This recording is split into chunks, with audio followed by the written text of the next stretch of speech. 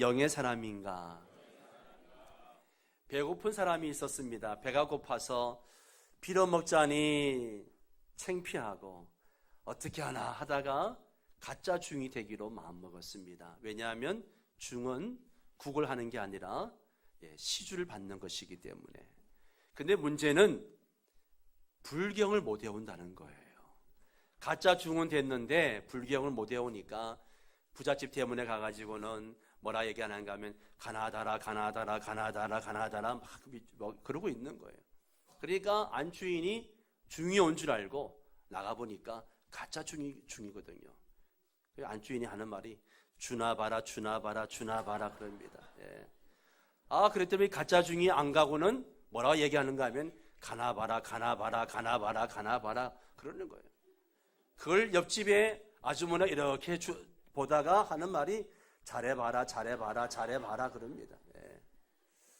그러고 있는데 진짜 중이 왔어요. 진짜 중이 와가지고는 웬만하면 주지 그래 웬만하면 주지 그래 그랬다고 합니다. 요즘은 가짜가 얼마나 많은지 몰라요. 명품도 가짜가 많고 진짜 순 참기름 그랬는데 참기름도 가짜가 많고 돈도 가짜가 많습니다. 그런데요, 믿음도 가짜가 많습니다. 믿음도 가짜가 많아요. 믿음으로 산다고 하면서 육에 사는 자가 있고 영에 사는 자가 있습니다. 오늘 말씀을 들으면서 나는 정말 가짜 믿음인가 진짜 믿음인가,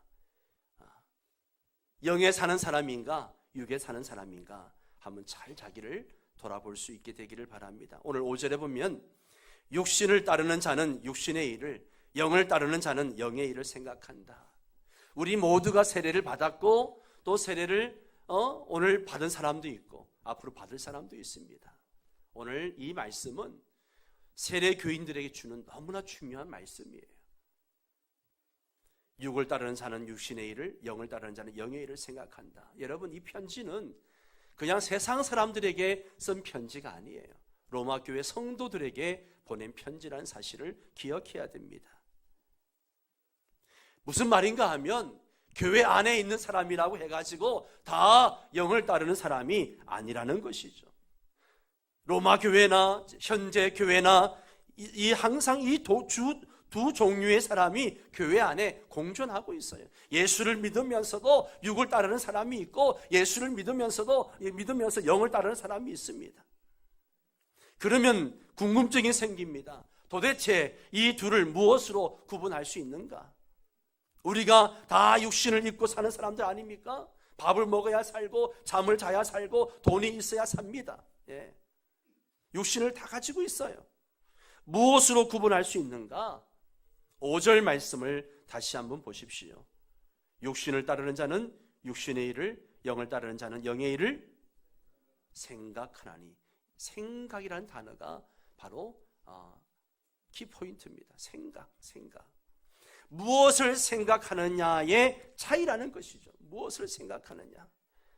여기서 말하는 생각은 우리가 흔히 말하는 생각한다, 그것보다 훨씬 더 깊고 강한 뜻을 가지고 있어요. 우리말로 표현하자면 뭐뭐에 몹시 마음을 두다, 몰두하다 이런 뜻을 가지고 있어요. 단순히 관심을 가지는 정도가 아니고요. 어느 한 곳에 그냥 전념하는 것을 얘기하는 거예요. 그게 생각이라는 것이죠. 저는 이것을 삶의 가치관이라고 다시 해석을 하고 싶습니다. 무엇을 내 삶의 최고의 가치로 삼느냐, 무엇을 목적으로 삼느냐 하는 것이죠. 육신을 따르는 사람은 육신의 일, 자기 만족을 최우선의 가치로 두고 삽니다. 예수를 믿으면서도 교회 일에 관심 없고 선교에 관심 없고 전도에 관심 없고 그래서 나 먹고 나 살고 나 만족하고 나 쾌락 누리고 나 즐겁게 사는 것에 만족하며 살아가는 거예요. 모든 게 나 중심이에요. 육신을 말할 때, 육의 생각할 때, 육신을 말할 때 헬라어에서는 두 가지 단어가 있어요. 소마라는 단어와 사륵스라는 단어가 있습니다. 소마는 어떤 뜻인가 하면 진짜 이 육체를, 몸뚱아리를 얘기하는 거예요. 로마서 8장 10절에 그리스도께서 너희 안에 계시면 몸은 죄로 말미암아 죽은 것이나 몸, 신체를 말할 때 사용합니다. 그런데 이 사륵스라는 단어는 몸을 의미하는 게 아니고 여기 말하는 타락한 인간의 본성, 육신의 생각, 바로 로마서 8장 1절에서 8절까지 나오는 이 육신이라고 하는 사락스는 단어는 이런 의미를 가지고 있어요. 이런 육신에 있는 사람들은 하나님을 기쁘시게 할 수 없다, 성경은 말하고 있습니다. 가수 윤영주 장로가 쓴 또 하나의 아름다움이란 책에 보면 뭘 얘기하는가 하면 이 세상에는 나 환자가 너무 많다, 그렇게 이야기합니다. 여기 나 환자라고 하는 것은 나병 환자, 환생병 환자를 얘기하는 게 아니고 나 중심의 삶을 살아가는 그런 나 환자가 너무 많다는 거예요. 자기 중심적 병이라는 것이죠. 이것은 치료해야 될 병이다, 그렇게 말하고 있습니다. 너무 지나치게 자기 중심병에 살아가는 거죠. 여러분, 실제 나 환자의 특징이 뭡니까? 고통을 모른다는 거예요. 나균이 이 신경세포를 다 죽여서 고통을 몰라요. 상처를 놔도 고통을 몰라요. 이게 저주인 것이죠. 자기만 아는 나 환자들도 자기가 병들었는지를 잘 모른다는 겁니다. 그래서 무서운 거죠. 저는 육체의 만족을 따르다가 실패한 대표적인 두 사람을 소개하려고 합니다. 구약의 한 사람, 신약의 한 사람. 구약의 대표는 창세기 13장에 나오는 바로 롯입니다. 롯은 아브라함의 조카입니다. 아브라함이 하나님 부르심을 받아 가나안을 향해 나올 때에 롯도 함께 나왔습니다. 보통의 삼촌과 조카 그 이상으로 친밀한 관계였습니다. 그런데 베델에 도착했을 때에 아브라함의 식솔들과 롯의 식솔들 간의 다툼이 일어났습니다. 왜냐하면 땅은 한정되어져 있는데 하나님이 축복해 주셔서 가축은 점점 많아지고 목초지가 작아지니까 다툼이 일어났어요. 계속 분쟁이 생깁니다. 분쟁이 반복하면 동거하는 것보다 분가하는 게 훨씬 지혜로울 때가 있습니다. 아브라함이 롯에게 이야기합니다. 우리는 한 친족이라 너나 나나 네 목자나 내 목자나 서로 다투게 하지 말자. 네 앞에 온 땅이 있지 아니하냐? 나를 떠나가라. 네가 좌하면 나는 우하고 네가 우하면 나는 좌하리라. 그러면서 아브라함이 모든 것을 조카에게 선택권을 줍니다. 우리 정서로 생각하면 이 정도 되면 당연히 조카가 삼촌한테 무슨 말씀입니까? 삼촌이 먼저 선택하세요. 이렇게 하는 게 우리 정서죠. 그런데 롯은 삼촌에 대한 배려는 안중에도 없습니다. 탐욕의 눈이 어두워서 연장자여 삼촌인 아브라함에게 양보의 미덕을 보이지 않고 눈에 보기 좋은 대로 선택해서 나아갑니다. 그 땅이 어디예요? 소돔 고모라 땅. 그 땅을 성경 뭐라 그래요? 하나님의 동상 같고 그리고 애굽 땅과 같았더라, 그렇게 말하죠. 롯은 오직 눈에 보이는 것에 집착을 했습니다. 자기 중심적인 삶을 살았던 것이죠. 육신을 만족하는 곳을 선택을 했습니다. 정말 보니까 비옥하고 물도 많고 목초지도 좋고 좋은 곳을 선택했어요. 그런데요, 소돔 고모라는 겉으로는 화려하고 풍족했지만 실제적으로는 죄가 범람한 곳이었습니다. 소돔 사람들은 악해서 여호와 앞에 큰 죄인이었습니다. 롯의 욕심이 판단을 흐리게 한 것이죠. 선택의 결과가 무엇입니까? 그가 좋은 땅을 선택해 갔지만 얼마나 많은 불행을 겪게 됩니까? 나중에는 소돔 고모라가 멸망할 때에 그가 그동안 이룩해 놓은 모든 재산도 다 잃어버리게 되고, 그리고 자기 아내는 뒤를 돌아보다가 소금 기둥이 되어버리고 맙니다. 육을 쫓아 살다가 망한 사람, 대표적인 사람이죠. 신약에는 가룟 유다가 있습니다. 예수님을 팔려는 생각을 넣었다가 사탄이 그 유다의 마음속에 예수님을 팔려는 생각을 넣었다라고 그렇게 이야기하죠. 가룟 유다는 그 생각이 마귀가 주는 생각이라는 것을 알았을까요? 몰랐을 겁니다. 알았다면 물리쳤을 것입니다. 그렇다면 마귀는 어떻게 해서 가룟 유다의 마음에 예수님을 팔려는 생각을 넣을 수 있었을까? 성경이 직접적으로 말씀하고 있지 않지만 가룟 유다에 관한 기사를 읽어보면 우리가 충분히 짐작할 수 있습니다. 그는 돈에 몰두해 있는 사람이었습니다. 요한복음 12장에 보면 마리아가 지극히 비싼 향유 곧 순진한 나드 한 근을 가져다가 예수님의 발에 붓고 머리털로 예수님 발을 닦자 가룟 유다가 뭐라고 이야기합니까? 이 향유를 어찌하여 300데나리온에 팔아서 가난한 자들에게 주지 않고 이렇게 허비하느냐? 그렇게 야단을 치죠. 겉으로 보면 일리가 있고 가난한 자를 생각하는 믿음의 말처럼 들리기도 합니다. 그런데 성경은 이렇게 말합니다. 이렇게 말하면 가난한 자들을 생각함이 아니요 그는 도둑이라 돈꾀를 맞고 거기 넣는 것을 훔쳐 가밀어라. 가룟 유다는 제자들의 돈을 관리하는 일을 하면서 가끔씩 그 돈을 갖다가 썼습니다. 공금을 횡령했다는 것이죠. 어떻게 마귀는 가룟 유다 마음 안에 예수님 팔려는 생각을 넣을 수 있었을까요? 가룟 유다가 돈을 사랑하고 좋아한다는 것을 마귀가 알았거든요. 그러니까 이 마귀는 이렇게 돈에 몰두해 있는 가룟 유다를 돈으로 유혹했던 것입니다. 자신이 3년 동안 스승으로 섬겼던, 아니 주님이라 고백했던 그 예수님을 돈 때문에 팔게 했습니다. 가룟 유다는 그것이 마귀가 주는 생각이라고는 꿈에도 생각하지 못했지만 결국은 마귀의 종로로 타고 마는 것이죠. 육신의 생각에 완전히 마음을 빼앗기고 나자 사탄이 가룟 유다 속에 들어갑니다. 처음에는 생각을 집어넣었지만 나중에는 사탄이 직접 유다 안에 들어갔던 것입니다. 그러자 가룟 유다가 예수님을 팔기 위해 대제사장을 찾아갑니다. 마귀의 완전히 지배를 받는 사람이 되고 만 것이죠. 가룟 유다의 결말을 여러분이 아실 겁니다. 나중에 그가 그걸 후회하고 자기 돈을 성전에 갖다 내던지고 목매달아 죽는 것을 보게 됩니다. 육신의 생활 따라갔던 가룟 유다의 마지막은 사망이었습니다. 육신의 사망뿐 아니라 영원한 사망, 즉 지옥의 심판을 받게 되었습니다. 여러분, 생각이 이렇게 중요합니다. 생각이 중요해요.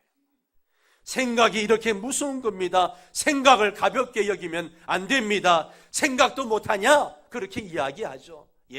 생각 함부로 하면 안 됩니다. 그냥 넘어갈 문제가 아니라는 것이죠. 아무리 작은 생각이라 할지라도 육신의 생각은 절대로 그냥 있지 않습니다. 반드시 씨앗을 남기고 열매를 남기게 됩니다.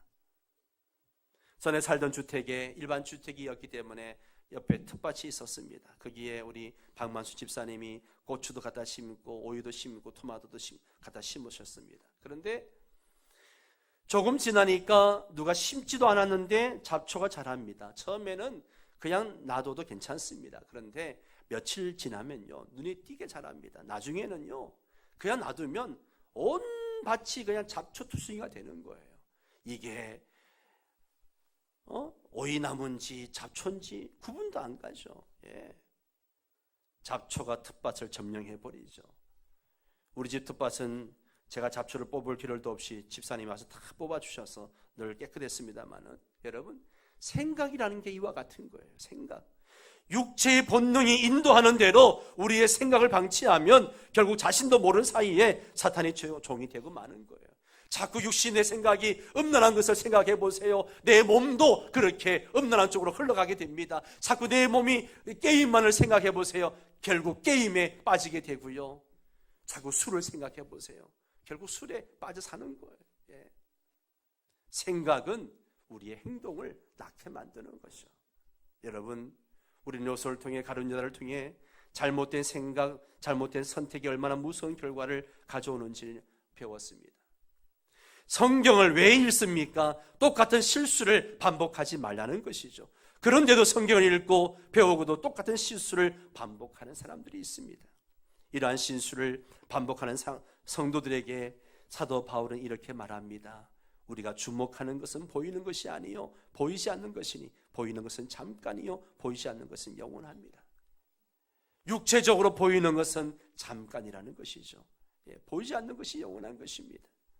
바울은 오늘 본문 7절 8절에서 이러한 육신의 생각이 하나님과의 관계에서 어떤 영향을 끼치는지 말해주고 있습니다. 7절 말씀 같이 읽겠습니다.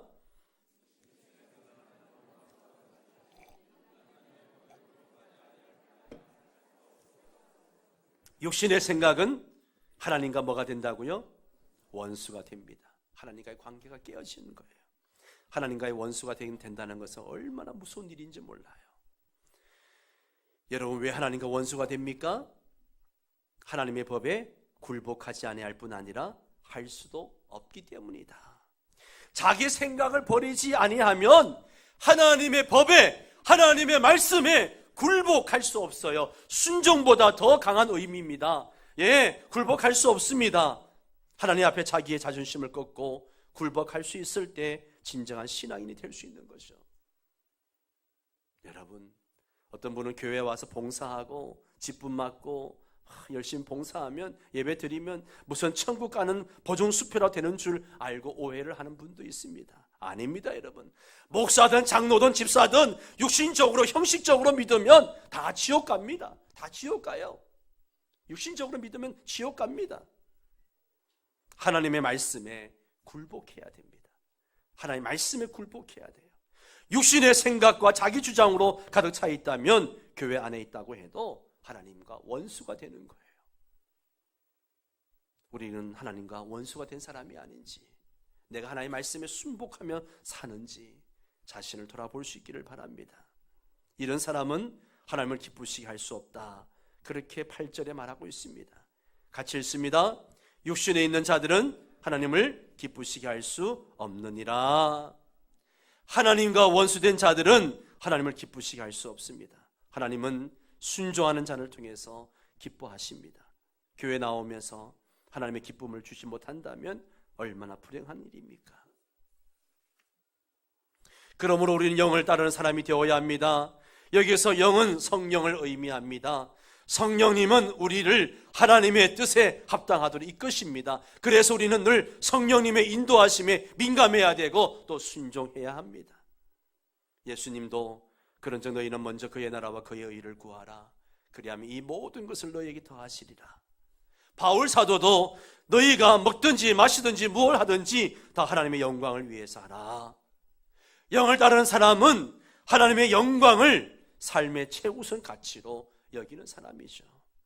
또 사도 바울은 우리가 살아도 주를 위하여 살고 죽어도 주를 위하여 죽나니 그러므로 사나 죽으나 우리가 주의 것이로다. 할렐루야. 사도 바울은 이러한 의식을 가지고 살았다는 것이죠. 어떤 사람들은 그러면 우리가 무슨 재미로 사냐? 아이, 무슨 사는 재미가 있겠냐? 그렇게 다 교회 다니면 무슨 재미로 사냐? 그렇게 이야기하죠. 인생에 무슨 큰 손해나 나는 것처럼 얘기합니다. 그러나 여러분, 예수 믿으면 더 큰 즐거움이 있습니다. 다시 한번 6절 말씀을 읽겠습니다. 육신의 생각은 사망이요 영의 생각은 생명과 평안이니. 육신의 생각은 반드시 우리를 사망으로 이끌어 갑니다. 아무리 그럴듯하게 보여도, 아무리 좋아 보여도, 때로는 바른 길처럼 보여도 육신의 생각을 따라가면 반드시 망합니다. 그러나 영의 생각은 우리에게 두 가지를 선물해 줍니다. 생명, 이건 영생이죠. 영생. 예수 믿으면 영생합니다. 그리고 이 땅에서 하나님의 은혜 아래 있음으로 얻게 되는 평안이 있습니다. 사랑하는 성도 여러분, 예수 믿으면 절대로 손해 없습니다. 예수 믿으려면 제대로 믿으시기 바랍니다. 양다리 걸치고 그렇게 믿지 말고 사도 바울처럼 우리가 살아도 주를 위하여 살고 죽어도 주를 위하여 죽나니 그러므로 사나 죽으나 우리가 주의 것이로다. 오직 주님만을 위해서 살아보십시오. 절대로 손해가 없습니다. 분명히 그런 자에게 하나님이 영생을 주시고 이 땅에 사는 동안에 평안의 복을 허락해 주십니다. 사랑하는 성도 여러분, 믿음은 관념적인 게 아니에요. 우리의 삶이 되어야 됩니다. 오늘 세례 받으시는 분들, 학습하고 입교하시는 분들, 예수 제대로 믿으십시오. 세례 받으신 분들, 예수 제대로 믿으시기 바랍니다. 적당히 예수 믿으려고 하지 마세요. 이 땅에서 하나님의 자녀로 바르게 살아갈 수 있게 되기를 바랍니다. 다 함께 자리에 일어나셔서 우리 함께 찬양하고 기도하도록 하겠습니다.